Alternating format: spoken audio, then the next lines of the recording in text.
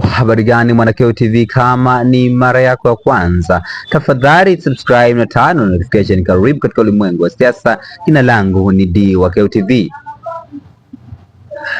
God bless EJ Lema. Mjumbe huyu ni mjumbe wa halmashauri kuu ya Chadema, lakini pia ni mmoja ya wanaharakati au wanachama maarufu kutoka katika chama cha demokrasia na maendeleo ambao wanafanya siasa za kasi kwelikweli katika mitandao ya kijamii na katika chama hicho cha demokrasia na maendeleo Chadema.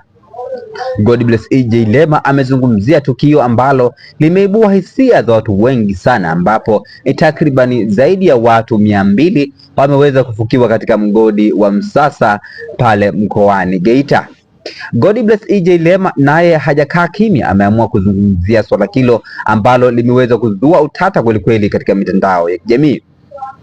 Kabla sijasoma, ameambatanisha na kile ambacho kilikuwa kinaendelea katika mgodi wa Msasa, ambapo kichwa cha habari kinasema muda huu nje ya mgodi wa Msasa wananchi wanataka ndugu zao, ambapo inaonyesha watu wengi sana wamekusanyika hapo au kwa ajili ya kutaka miili ya ndugu zao.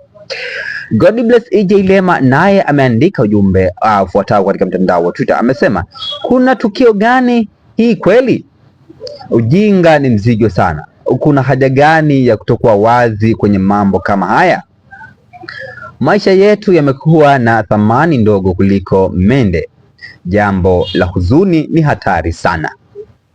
Hayo ni maneno ambayo ameandika God bless EJ Lema kwa kile ambacho kimezua hisia za watu wengi katika mgodi wa Msasa, ambapo watu wengi wamekuwa nje ya mgodi huo wakiwa wanasubiri utaratibu ambao utatolewa ili waweze kupata miili ya ndugu zao ambao walifukiwa katika mgodi huo. Tunakatuja katika masuala ya kisiasa. Jina langu ni D wa Keo TV. Bye bye.